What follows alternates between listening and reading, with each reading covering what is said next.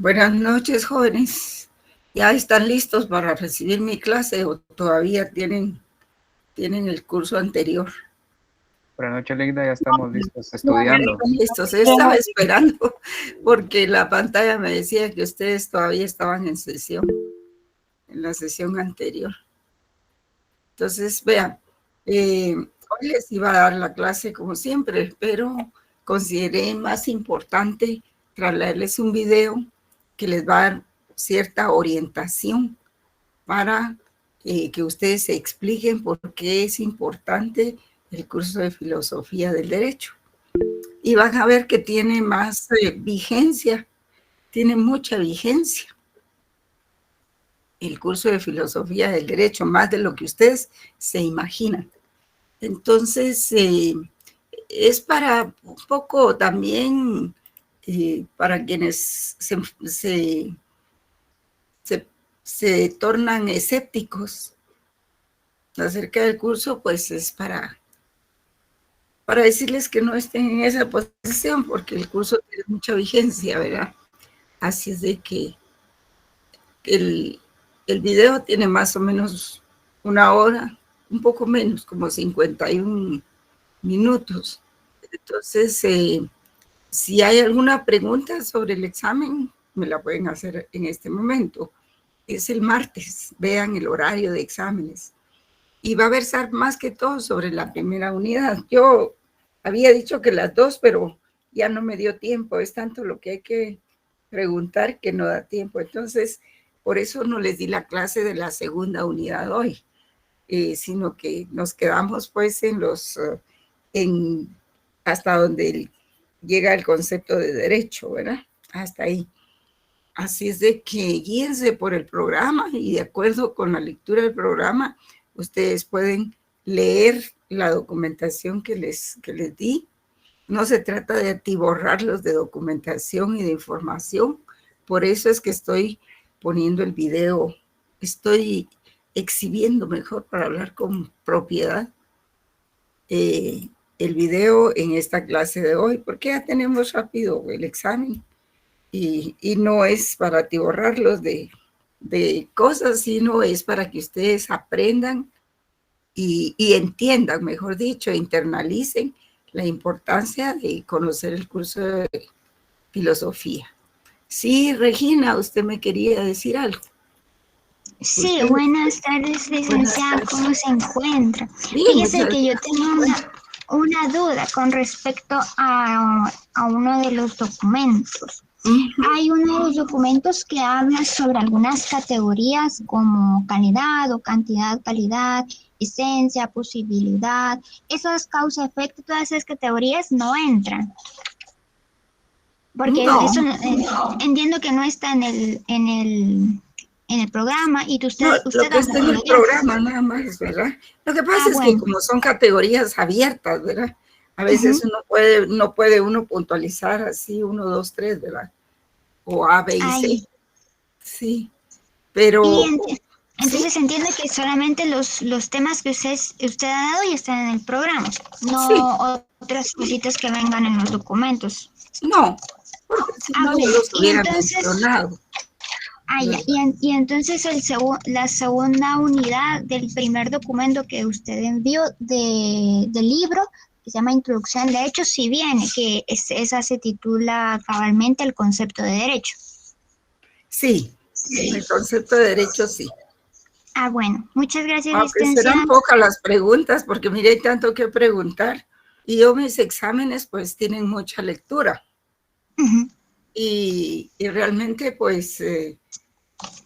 realmente se convierte como que se triplica el examen, ¿verdad? Pero no, el examen trae, pues, 15 preguntas, me parece, sí, ¿verdad? Y para resolverlo en cuestión de 15 minutos, media hora, ¿verdad? No es tanto tiempo y no es tan pesado en categorías. Ya. Para servir. ¿Son preguntas abiertas? No son preguntas abiertas, no. Bueno, muchas gracias, licenciada. Trae su respuesta hoy. No se Feliz preocupe. tarde. Feliz tarde. Sí, Sergio, me quería hablar, pues pidió la palabra. Buenas noches, licenciada. Muchas gracias. No, fíjese que me acaba de aclarar todas las dudas y gracias por aclarar de qué unidad va a ser la evaluar. Sí, es que no vale la pena. Ya van a ver ustedes que en este mismo video hablan de eso también. Dice que el Código de Napoleón, por la forma en que fue diseñado, pues generalmente que toda rama del derecho que se enseñe va con un código. Y entonces lo que ha pasado es de que los alumnos pues tienen que tener una gran memoria, pero así grandísima, ¿verdad? Y poquito criterio. Y ese es el problema del esquema, de la metodología actual del derecho, de la enseñanza del derecho, mejor dicho. Bien, sí, Tania, tengo que empezar el video. Bueno, no quería decir nada, solo fue error. Brandon. Sí, licenciada, disculpe, tal vez ya contestó esto, pero solo quería confirmar, hasta la primera unidad viene el examen, ¿verdad?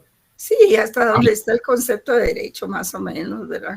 Okay, es que miren, la segunda unidad era todas aquellas, digamos que la mitad de la segunda unidad, ya no tengo el programa aquí a la vista, habla de todas aquellas ciencias que se relacionan con la filosofía del derecho, ¿verdad? Entonces ahí es donde esa era la clase de hoy. Pero me interesa más que lean, que oigan este video, ¿verdad?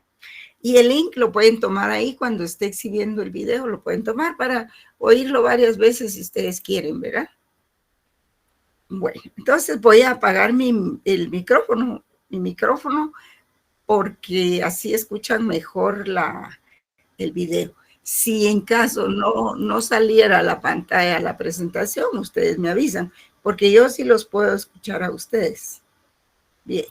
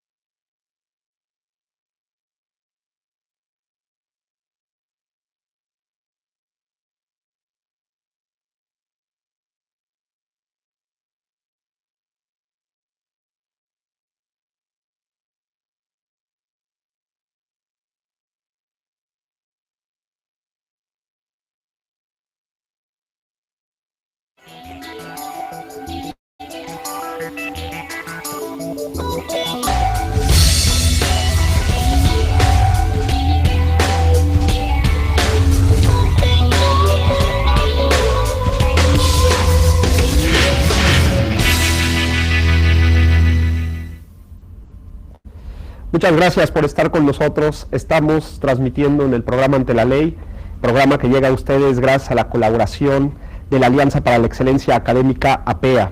Mi nombre es Guillermo Tenorio y el día de hoy vamos a tener un programa muy interesante, pues platicaremos acerca de la filosofía del derecho en la vida del jurista. Y para hablar de ello, nada más y nada menos, tenemos un invitado de lujo.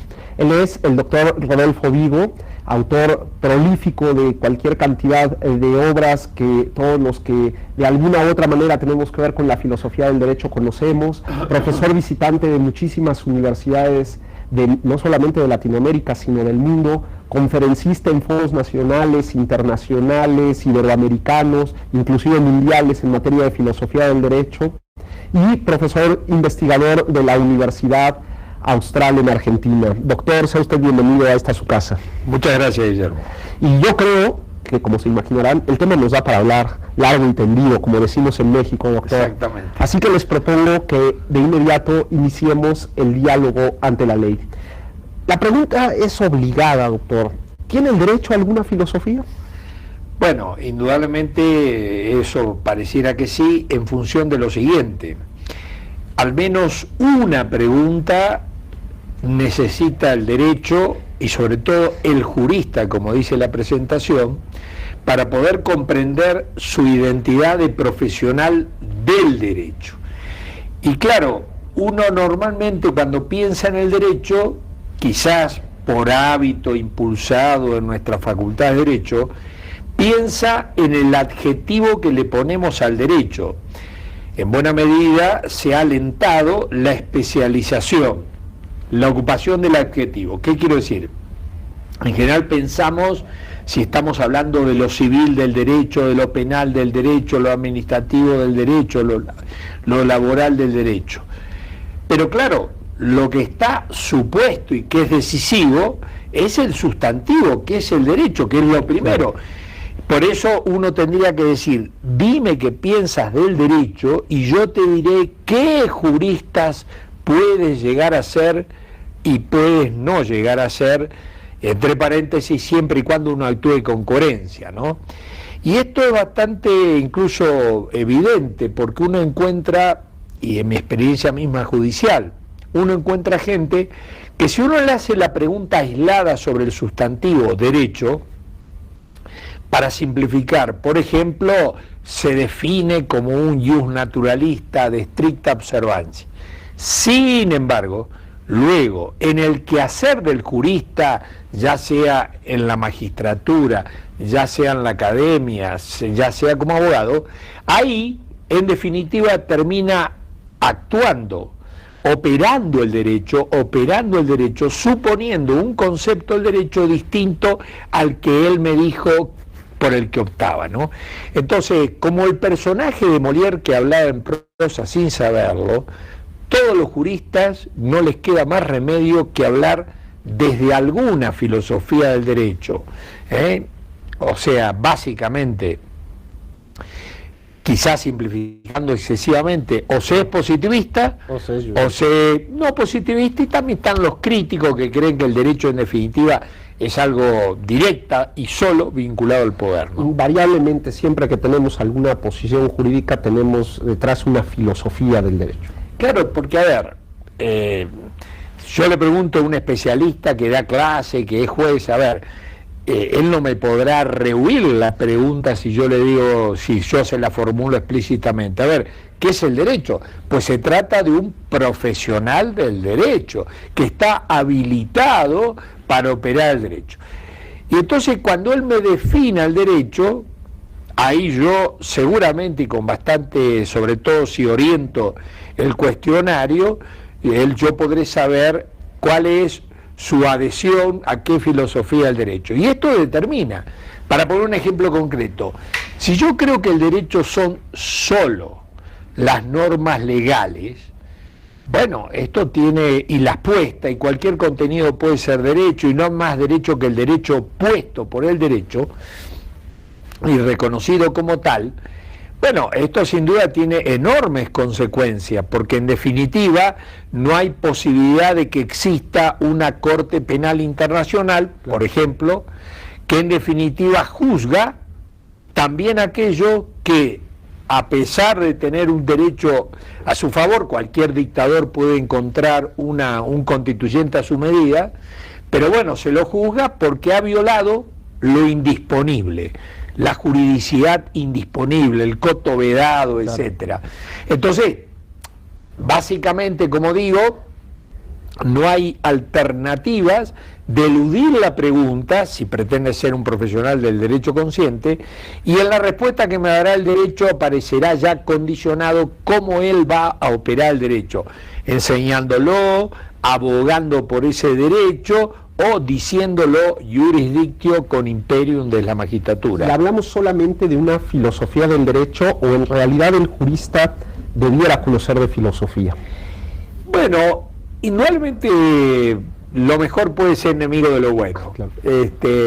Yo diría que como mínimo es comprender las preguntas esenciales acerca del derecho que todo jurista que pretenda, como digo, asumir el ejercicio profesional plenamente consciente y sin incoherencias, tiene que responder. Yo diría que a lo mejor es un exceso pedirle filosofía, pero las 4 preguntas básicas que la filosofía del derecho intenta responder y traduciéndolas a la mirada de un jurista en ejercicio, yo diría, en primer lugar, la pregunta que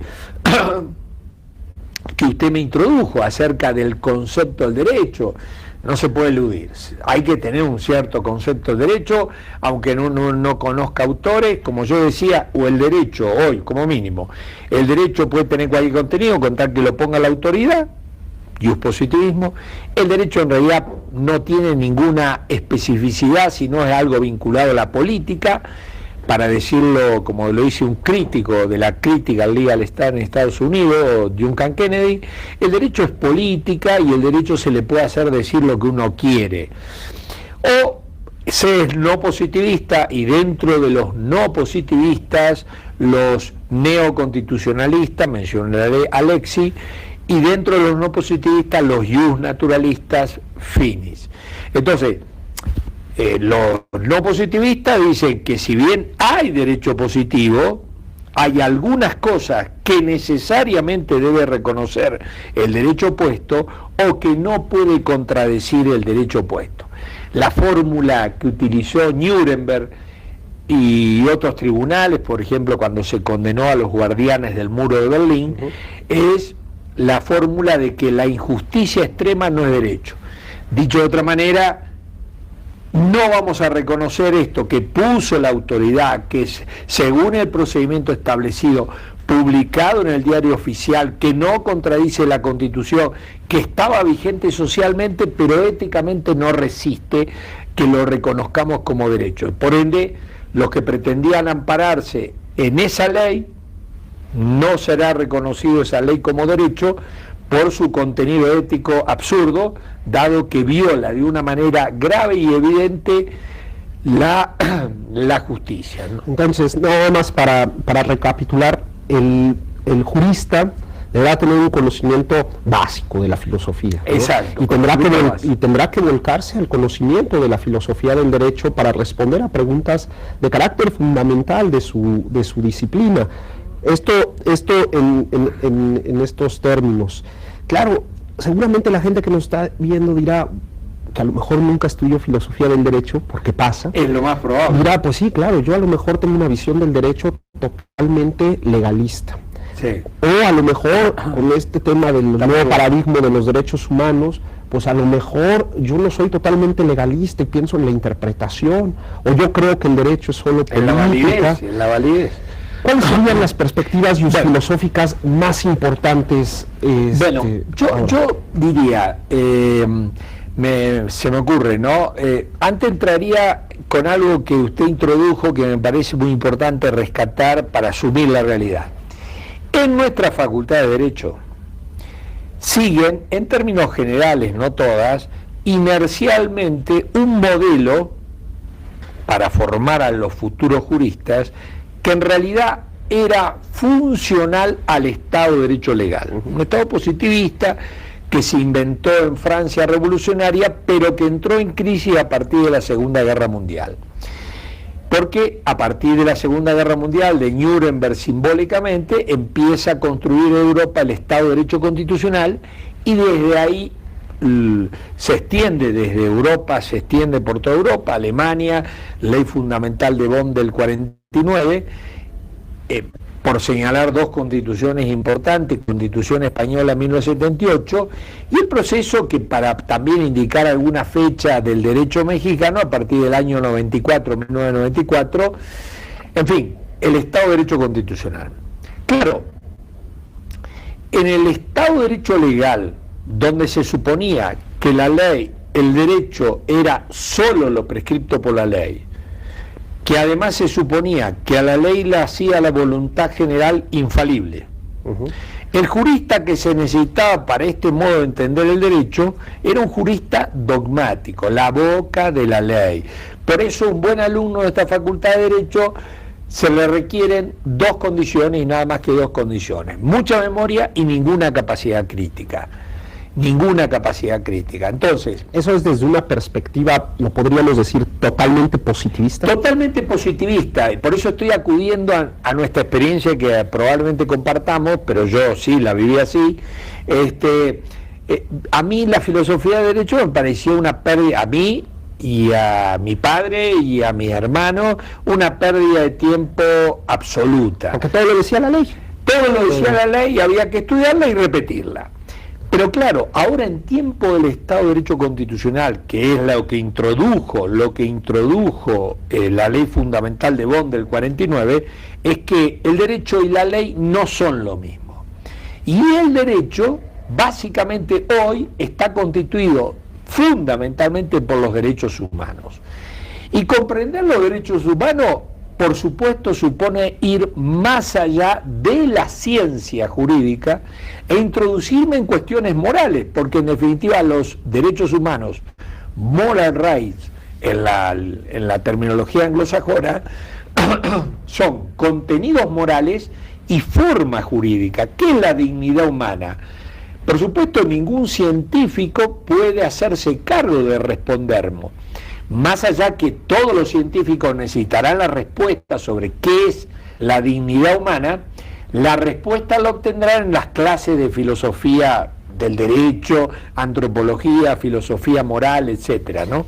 Por eso también estos cambios en muchas constituciones en cuanto que el Estado ya no otorga derechos, sino reconoce derechos. Yo le propongo, doctor, sí, que vayamos a un pequeño corte.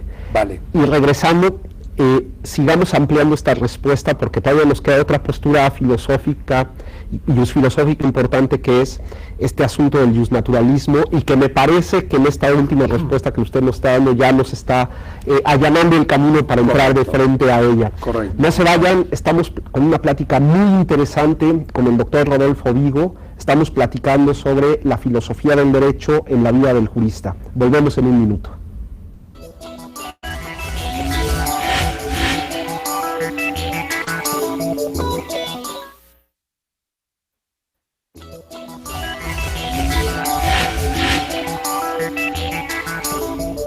Muchas gracias por seguir con nosotros. Estamos platicando de un tema muy interesante. Hablamos sobre la filosofía del derecho en la vida del jurista, y nos acompaña hoy en el estudio el doctor Rodolfo Vigo, quien es profesor investigador de la Universidad Austral, director académico de la maestría en Derecho Judicial en dicha universidad, profesor visitante de muchas universidades del mundo y catedrático de Filosofía del Derecho desde ya hace muchos años. No olviden que si quieren ponerse en contacto con nosotros lo pueden hacer a través de dos vías. La primera de ellas, a través de nuestra cuenta de correo electrónico, ustedes lo tienen ahí en pantalla, gtenorio@up.edu.mx, o bien a través de nuestra cuenta de Twitter en @antelaley_mx, observen bien todo ello en mayúscula. También lo pueden hacer a través de las cuentas del canal oficial, la cuenta de Twitter @canal judicial, o la cuenta de Facebook, facebook.com/canal judicial, donde con todo gusto entraremos en contacto con ustedes para escuchar sus dudas, comentarios o sugerencias respecto a los contenidos de este programa. Será un gusto estar en contacto con ustedes. Doctor, dejábamos en el bloque pasado, estábamos hablando sobre las posturas filosóficas más importantes o más influyentes. Y usted nos planteaba esta idea o este tránsito entre una idea de Estado de Derecho legal a un Estado de Derecho constitucional.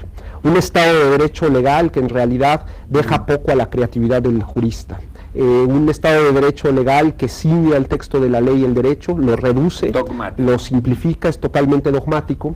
Y estaba platicándonos acerca de una nueva forma de entender el derecho a partir de esto que se llama el Estado de Derecho constitucional o Estado constitucional de derecho, en donde al parecer las cosas cambian.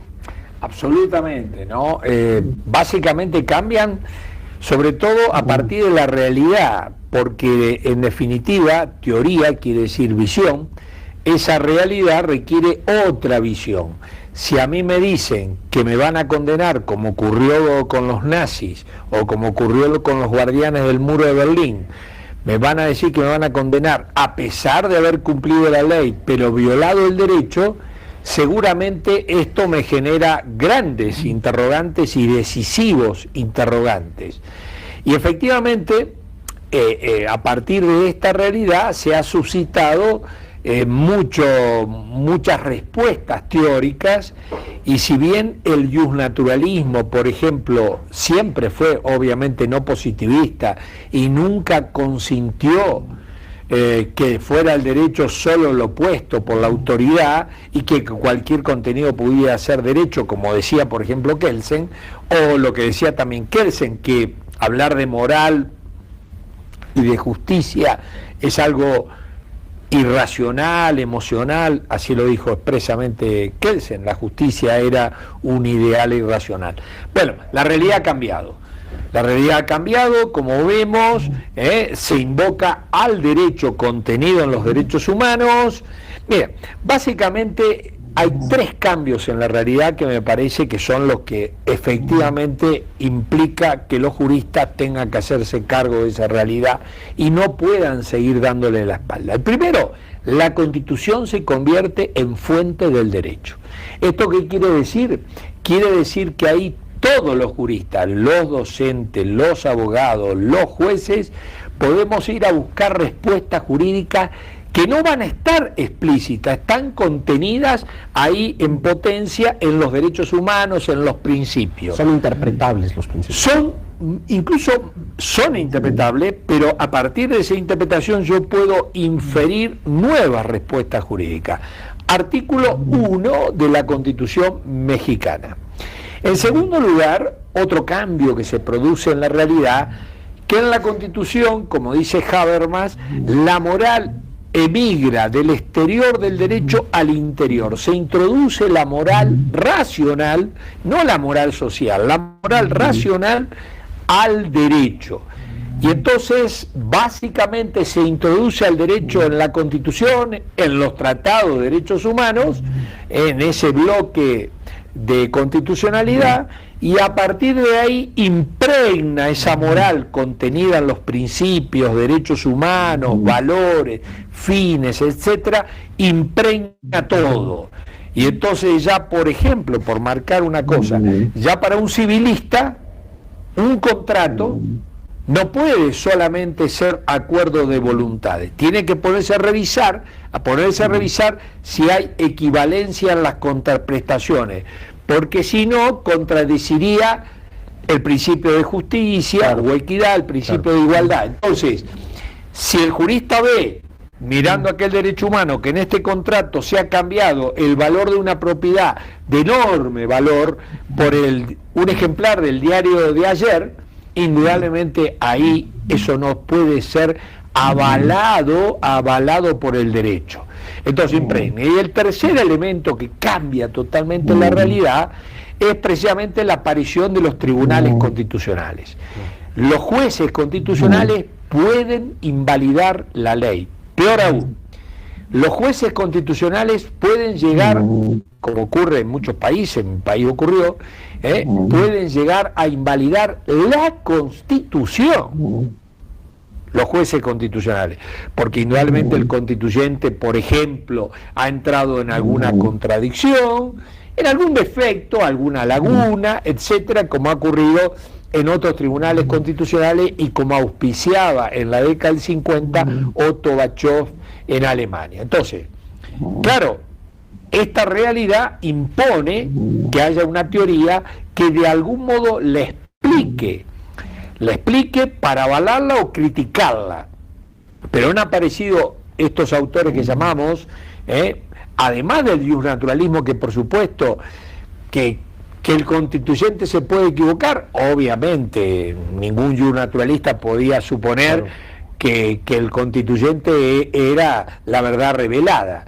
En segundo lugar, que en el derecho hay moral y hay límites morales para que surja el derecho, también eso nunca lo dudó.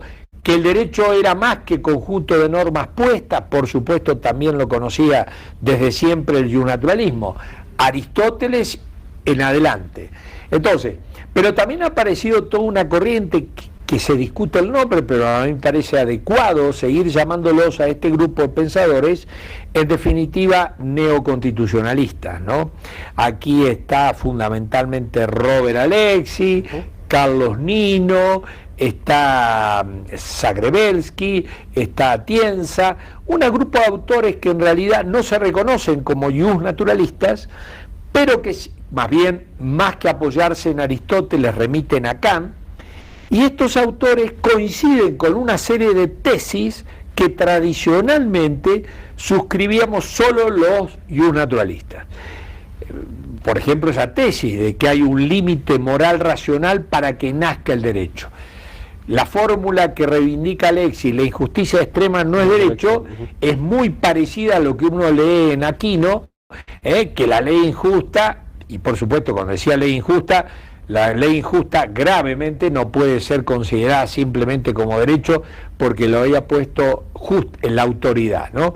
Que el derecho además de norma tenía principios, obvio, que importaba la ética del juez, obvio, y así puedo mencionar un listado enorme de tesis que suscriben hoy los no positivistas neoconstitucionalistas y los no positivistas justnaturalistas. Ahora, todo esto toca no solo la filosofía del derecho, porque como toca el derecho, a ver, si yo voy a un mexicano y le digo, a ver, los derechos humanos incorporados en el artículo 1, ¿qué contenido tienen?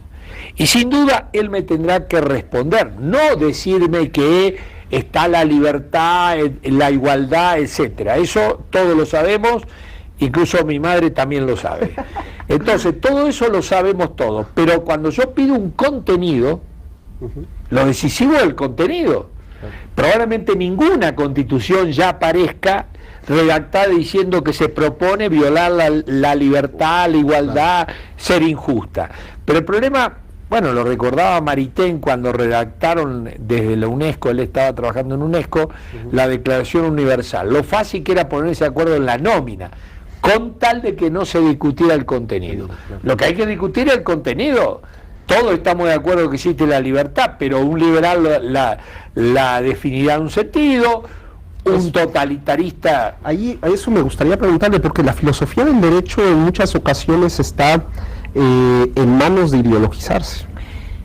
Bueno, la palabra ideologizarse puede ser entendida en diversas maneras, ¿no?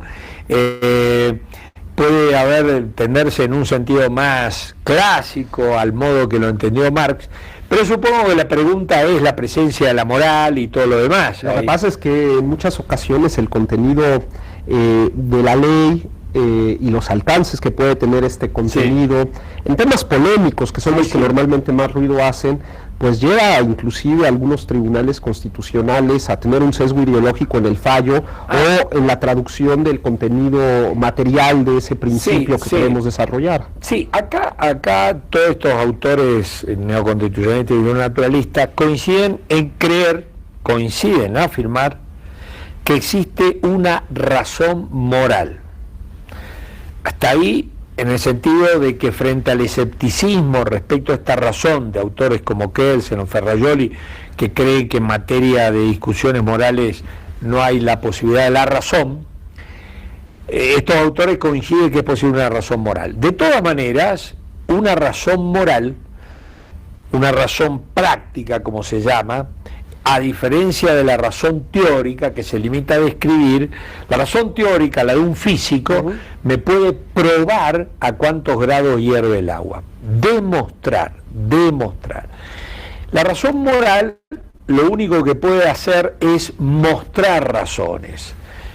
Hay y probablemente haya gente absolutista, nazis.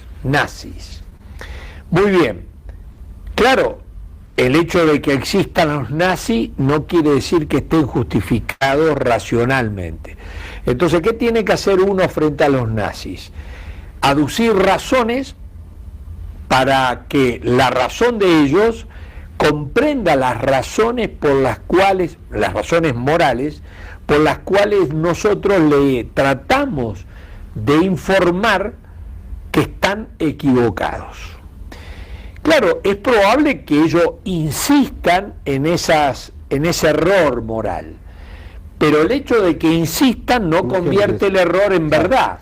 Entonces seguiremos insistiendo en la razón y en las razones que nos llevan a condenar el nazismo, la esclavitud, la violación de los derechos humanos, etcétera, etcétera. A ver, que a mí me digan que en la moral de algunas regiones de la India existe una moral de casta, y si alguien se enamora y con alguien de una casta superior, eso va a ser derecho, aunque el derecho lo disponga, sería absurdo consentir que el derecho puede avalar semejante absurdo, irracional, ¿no?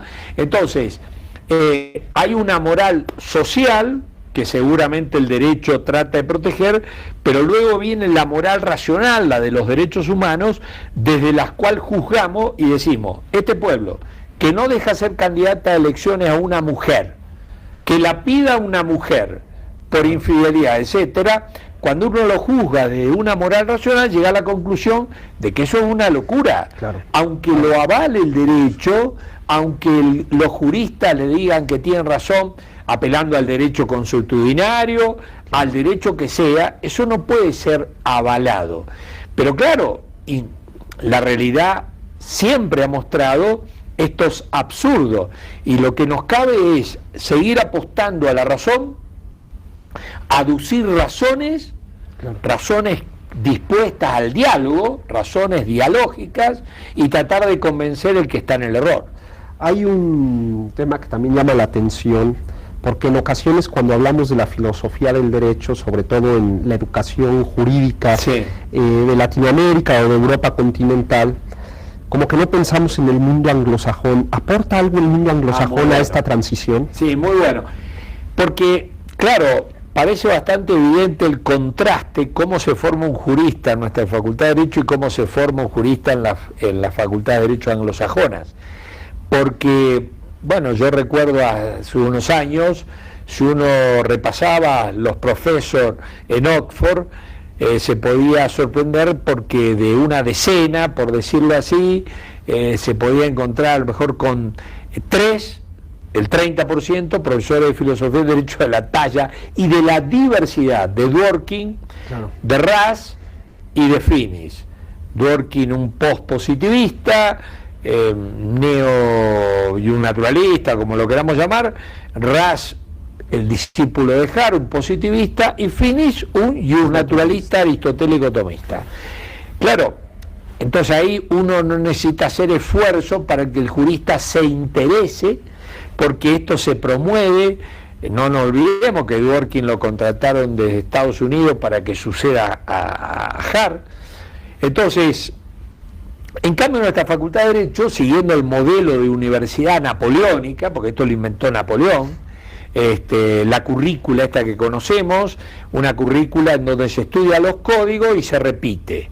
Entonces, el Civil 1 del libro primero, el Civil 2 del libro segundo, y las materias que no tienen código son materias que en definitiva carecen de una existencia fuerte en la currícula, y por eso cuando vienen cambios en los planes de estudios, los únicos preocupados son los que no enseñamos código. Es correcto. Son los que no enseñamos código. Los demás quedan tranquilos, pero creo que esto va cambiando, y la trampa que están haciendo la Facultad de Derecho, la trampa, consiste en mantener la inercia para el grado, y han ido apareciendo posgrados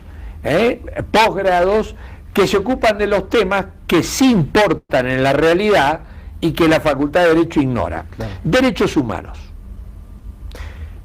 No solo normas, sino principios. Argumentación y no interpretación. Razón práctica, moral, moral racional. El tema de la crisis de la soberanía. Desbordamiento de las fuentes del derecho. Judicialización del derecho. Una serie de temas que el alumno del grado no se va a enterar. Y solo se va a enterar si asume un posgrado. Por eso un poco mi propia experiencia. Yo en el posgrado en realidad tengo la autoestima alta, como corresponde a un argentino, pero en el grado la autoestima mía es muy baja. A mí me llama la atención, y perdón que regrese al tema del rule of law, la forma en la que en el mundo anglosajón se enseña el derecho. Muy método del caso, muy con el derecho puesto en la vida cotidiana, como que un derecho que emerge de la entraña de la sociedad, mientras que aquí lo estudiamos a partir de la ley. ¿Cómo este tránsito al Estado constitucional de derecho tiene una fuerte tradición también anglosajona, ¿no? Ahí me parece que podríamos hablar a lo mejor de la influencia de estos autores que usted destaca ya en la filosofía del derecho. Sí, yo creo que efectivamente cuando uno analiza las tres características del Estado de Derecho constitucional, la Constitución es una fuente del derecho. Sin duda, donde apareció claramente expuesta esta idea es a partir de Marbury versus Madison. Vamos a controlar la ley desde el derecho de la Constitución. Mientras Europa, durante todo el siglo XIX y la primera mitad del siglo XX, creyó que la Constitución era un programa político que hablaba solo al legislador. Allá los jueces... Bueno, claro. Cuando uno piensa que en la Constitución hay moral a través de los rótulos, derechos humanos, principios, valores, obviamente eso nunca lo negó la Constitución, ni el constitucionalismo norteamericano, por señalarlo en una fórmula de Dworkin, lectura moral de la Constitución. Claro. Mientras que a mí en el grado me enseñaron que una cosa era la moral y otra cosa era el derecho. Claro. Y allá parece evidente que no hay otro modo de leer la Constitución que incluyendo la moralidad. Si uno va a los jueces constitucionales, obviamente otro invento norteamericano, porque el Tribunal Constitucional que pensó e integró Kelsen, el austríaco, allá en la década del 30, sin duda fue un tribunal constitucional distinto a los actuales escogidos por Europa, porque ese Tribunal Constitucional se limitaba, era legislador negativo, así lo llamó, representante del poder legislativo, y que hacía meramente control formal y procedimental, porque Kelsen no quería obviamente incluir dentro del derecho ni principios ni derechos humanos, como aparece en su obra póstuma en el capítulo 28 de Teoría General de las Normas, en polémica con Joseph Esser.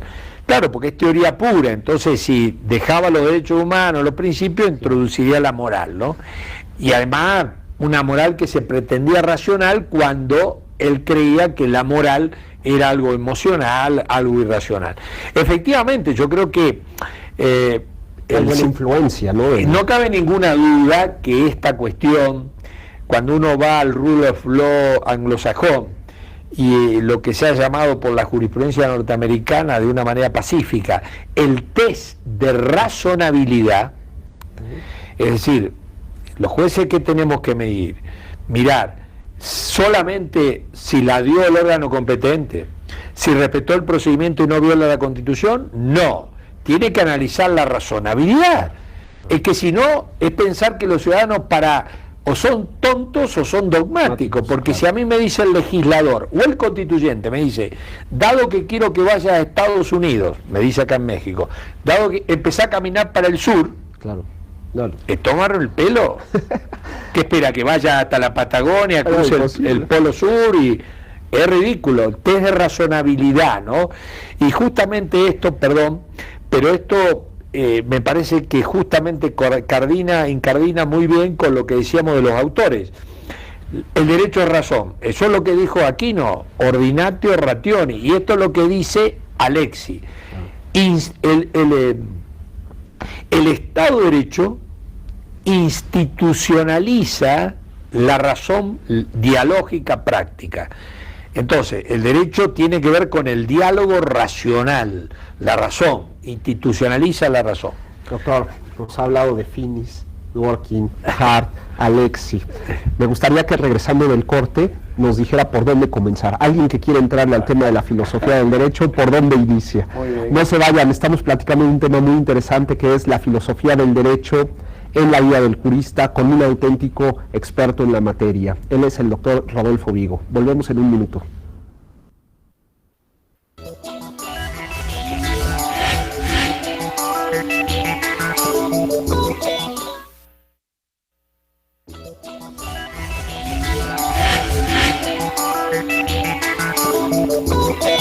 Muchas gracias por seguir con nosotros. Estamos platicando de un tema muy interesante que es la filosofía del derecho en la vida del jurista, y nos acompaña en el estudio el doctor Rodolfo Vigo, que yo he dicho que es un importante académico a nivel internacional, pero él también fue ministro de la Corte Suprema de la provincia de Santa Fe en Argentina y ha sido presidente de la Asociación Argentina de Filosofía del Derecho. Así que se darán cuenta del calibre de invitado que tenemos el día de hoy. Doctor, ya platicamos sobre algunos temas generales de la filosofía del derecho en la vida del jurista, y en el bloque pasado ya entramos al debate filosófico contemporáneo a partir de estas posturas filosóficas predominantes. Inclusive estuvimos platicando acerca de la influencia del modelo anglosajón, a partir del Rule of Law, en la filosofía del derecho. Y yo le lanzaba una pregunta al término del bloque pasado. Nos habló de Finis, nos habló de Hart, nos habló de Dworkin, nos habló de Alexis, nos habló de Aristóteles, nos habló de Santo Tomás, nos habló de Atienza, también hay que decirlo, tendríamos que hablar de Rodolfo Vigo. ¿Por dónde empezar? Alguien que nos está viendo, que quiere, a lo mejor que tiene una postura filosófica y a lo mejor no lo sabe, y quiere empezar a trabajar temas de filosofía del derecho, o un juzgador que a lo mejor en la vorágine de su trabajo le gustaría profundizar más sobre el sentido de sus resoluciones. ¿Por dónde empieza uno? Sí, me parece primero marcar muy saludable esa preocupación. Yo quiero aclarar que de mi experiencia judicial, ya no la académica, 23 años ahí adentro de la justicia, me pareció demasiado evidente lo que uno enseñaba y lo vivió en carne propia. Yo probablemente sabía muy poco la ley, pero acerca del derecho, y no tenía ninguna especialidad, no era civilista, ni penalista, ni laboralista, me había dedicado solamente al sustantivo derecho. Y ahí aproveché un poco justamente lo que me podía aportar la filosofía del derecho, vi el sentido utilitario y práctico de la filosofía del derecho a la hora de decir el derecho, que para lo que quieren ser el juez, ¿no?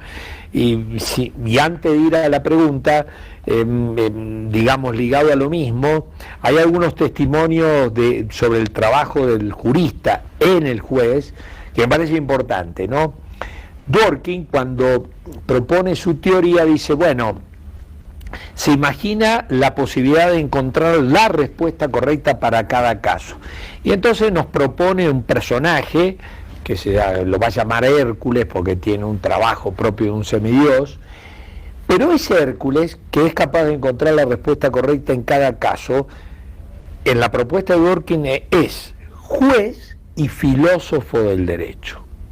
Y también se me ocurre traer a colación el testimonio de Aharon Barak, porque hay un libro acá publicado por la Corte Suprema, traducido de su versión original, que creo que fue en Yale o en Harvard, que es muy interesante porque Aharon Barak fue como 23 años o más ministro de la Corte Suprema de Israel, y de esos 20 y pico fue más de 10 presidente de la Corte Suprema. Y en ese libro testimonial, un poco lo que dice cómo debe ser un juez, él habla de la importancia que tuvo que tuviera una filosofía del derecho. Yendo a la pregunta, ¿por dónde empezar? Yo decía que me parece saludable primero darse cuenta que uno de nada vale ser civilista si antes no sabe qué es el derecho, porque lo civil va a depender de lo que diga sobre el derecho. En segundo lugar, voy a decir algo fuerte, que tendrá todas las excepciones. Yo no me quedaría con la currícula del grado, porque en la Facultad de Derecho a nivel del grado, la filosofía del derecho no goza de mucho prestigio ni interés, ¿no? Pero hay muchos posgrados. Nosotros en la UBA, en la Universidad Nacional de Buenos Aires, tenemos una maestría en filosofía del derecho, que por cierto asiste mucha gente del exterior. Yo estoy en el consejo académico ahí con Eugenio Buliguin y Carlos Cárcova, como se ve, muy diversas orientaciones. Buscar en posgrado, ¿no? Y yo diría que para asumir una postura filosófica se necesita alguna orientación, porque mi experiencia indica que apropiarse de alguna teoría del derecho, tener un concepto de derecho asumido, no es una cuestión de erudición, empezar a leer alocadamente. A veces veo yo gente que me dice, empecé a leer Alexis, no entiendo la teoría de la argumentación, la teoría de los derechos fundamentales. Es que para mí tenés que leerte concepto y validez del derecho. Por ejemplo, digo, recurrir a la orientación de alguien que sepa para aconsejar los libros adecuados. A mí me viene esa gente y yo le digo, bueno, a ver, le hago alguna entrevista para saber qué orientación. Yo no voy a cambiar la orientación que cada uno quiera adoptar.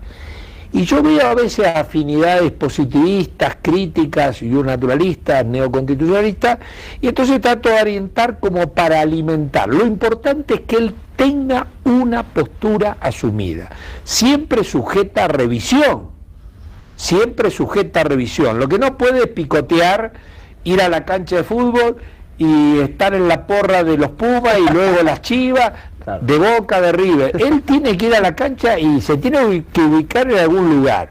O va a la cancha para alentar a Boca o va a la cancha para alentar a River. Entonces, yo diría buscar algún consejo, y ese consejo me parece que el profesor que lo dé tiene que buscar afinidades. Bueno, a ver, ¿qué leíste?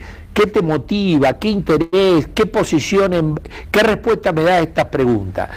Y entonces empezar con elemental. Las 4 preguntas que él va a tener que responder si se toma en serio qué es el derecho. Primero, un concepto del derecho. Como dije ya, positivistas, críticos, no positivistas y un naturalista o neoconstitucionalista. En segundo lugar, ese tiene que preguntar, porque seguramente cuando se pone a pensar en serio el derecho le saldrá la pregunta: ¿qué es saber el derecho? ¿Cómo hago para saber el derecho? ¿Cuántos tipos de saberes jurídicos hay? Entonces, ¿el saber jurídico es algo que solamente describe, como pensaba Kelsen? ¿O el saber jurídico es algo que puede prescribir, dirigir, como piensan los neoconstitucionalistas? ¿El saber jurídico tiene un solo estatuto, el científico? No, hay como mínimo una filosofía jurídica que es otro tipo de saber. Y hay un saber jurídico aplicativo, resolutorio, prudencial. Hay muy buenos jueces que saben mucho derecho aplicarlo. Claro. Pero no estoy para preguntarle ciencia jurídica ni filosofía del derecho.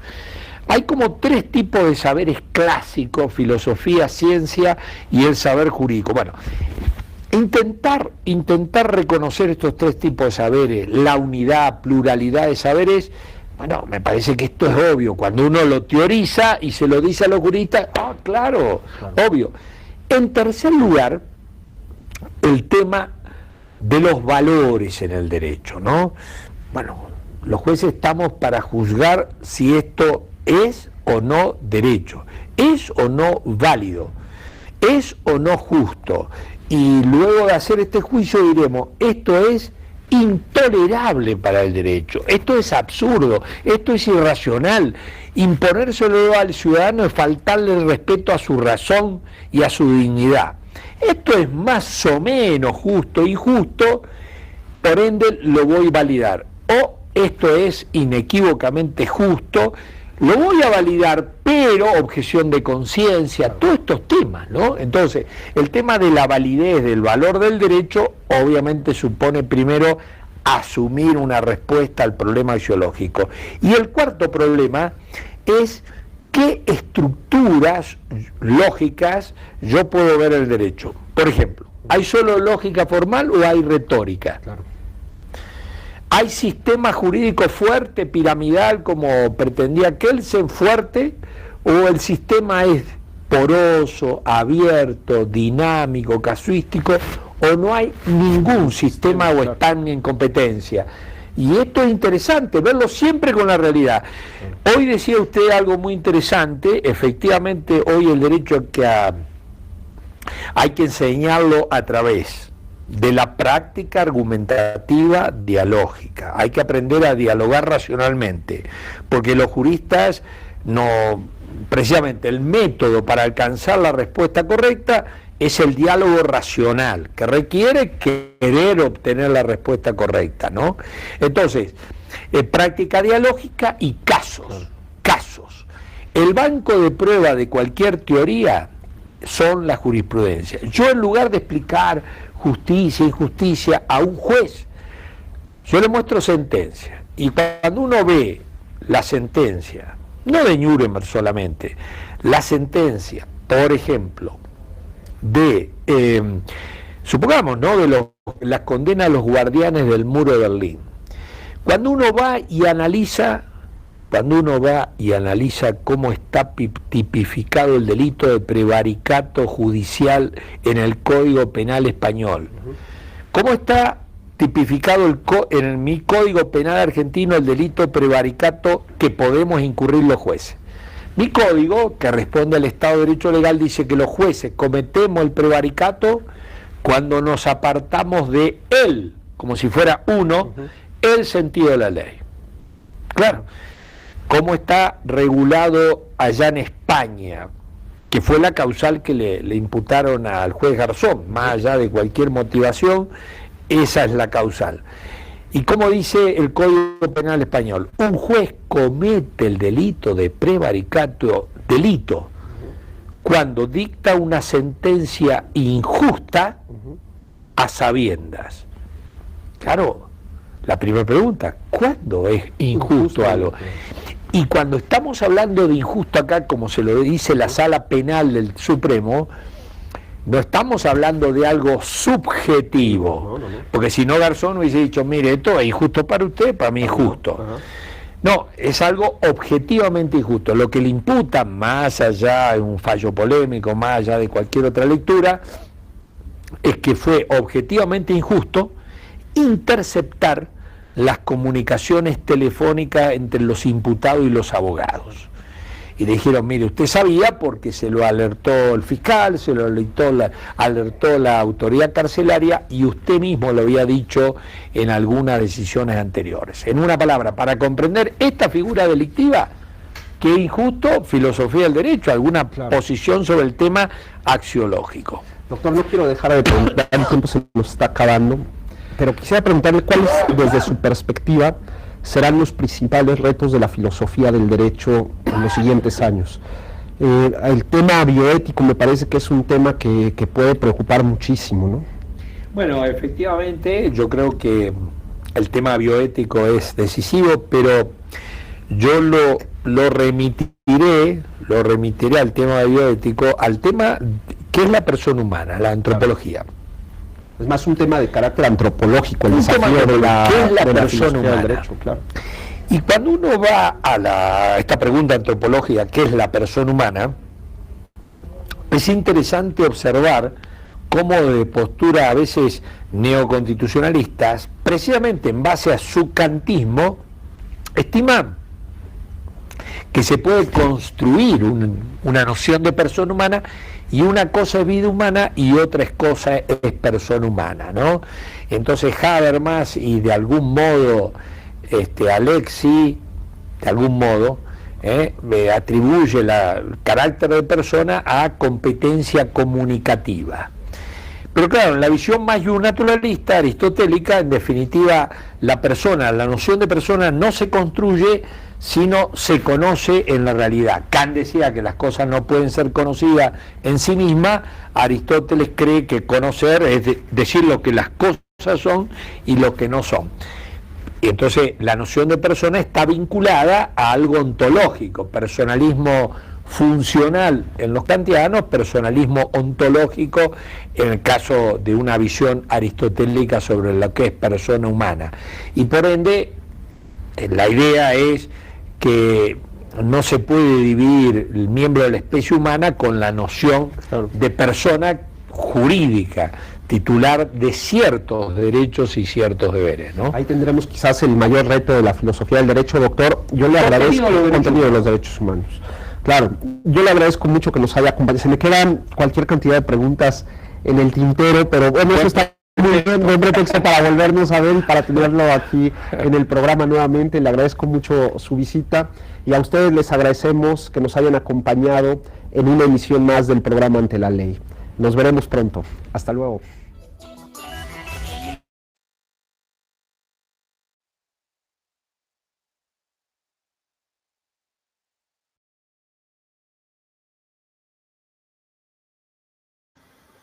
Bueno, jóvenes, espero que esto pues les haya abierto un poco los ojos acerca de lo que se pretende con el curso de filosofía del derecho, ¿verdad? Que tengan una nueva perspectiva de lo que es el curso y a lo que se enfrentan con el mismo. a esto es algo totalmente diferente de todos los demás cursos que han recibido. No es filosofía en sí, es una revisión de toda la disciplina. Y quería hacerlo a distancia porque realmente estando en presencial es muy difícil hacerlo. Gracias por las dedicatorias y entonces nos vemos el martes, joven. Por favor, licenciada, ¿sí? esto es para más o menos, es como para practicar en la carrera lo que el día de mañana los que quieren ser jueces, para dar un dictamen correcto de lo bueno y de lo malo, ¿no? Sí, es para todos realmente, porque también uno como abogado tiene que argumentar, especialmente el abogado tiene que argumentar y saber cómo mencionar las cosas en los memoriales, ¿verdad? Ya sea en lo civil, en lo laboral, en lo penal, en lo administrativo, ¿verdad? Entonces un poco de cultura jurídica, si quieren ustedes, manejo de categorías y de vocablos. Yo digo que quería hacer el glosario usted de las palabras para que las adquiriéramos nosotros, para poder tener un buen léxico.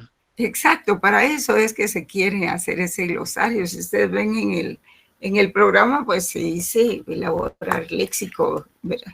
Para que tengan mayores recursos de los cuales disponer a la hora de escribir un memorial.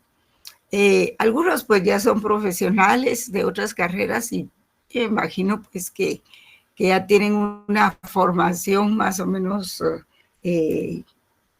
perfeccionada, ¿verdad? En ese sentido. Pero hay unas categorías que son estrictamente del lenguaje jurídico, que hay que aprenderlas. Y hay que saber su significado para poderlas utilizar oportunamente, ¿verdad? Así es de que, bueno, vamos a dejar ahí el día de hoy. Espero que guarden el link. Solo quiero pedirles un momentito para tomar la asistencia del día de hoy, que más me sirve a mí que a ustedes, les aseguro. Aquí estamos. Un minutito más. Y en realidad, pues, no se trata de leer y leer y leer, ¿verdad? Hay que saber qué es lo que se va a leer y qué no. Pero para llegar a eso, pues, hay que leer primero, ¿verdad? Para saber qué y recibir la clase, ¿verdad? Pero a veces en la clase, en la presencialidad, no da tiempo de decir muchas cosas. Además, luego le llama la atención a uno determinada situación que se dio en la clase y ya se va por ese lado. Y se le olvida el punto que tenía que desarrollar. Pero bueno, eso siempre se da y siempre hay tiempo para abordarlo. El examen viene sobre todas esas categorías que estudiamos, ¿verdad? Que son auxiliares de la filosofía del derecho.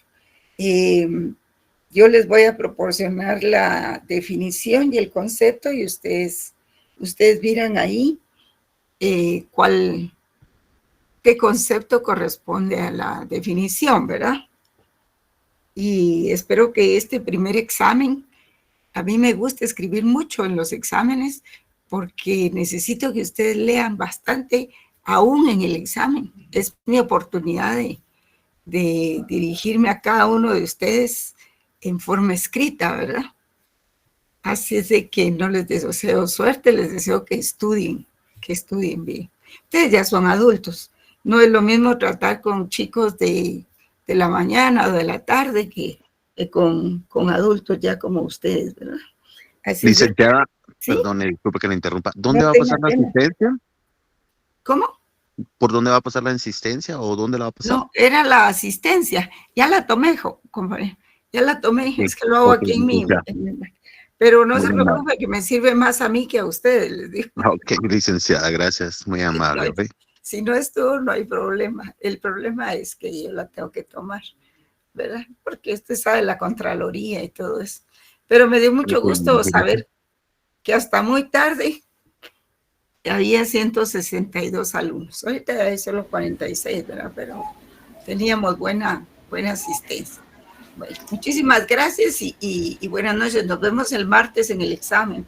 vean el Gracias, horario. Ligda. Bendiciones. Traten de estar antes de las 6. Gracias, licenciada. Traten de estar antes de las 6, porque creo que voy a compartir la sección A con la B. Depende los profesores que me ayuden, ¿verdad? Gracias, Ligda. Ok, licenciada. Pues de saludarlos, hasta pronto. Feliz noche, Ligda.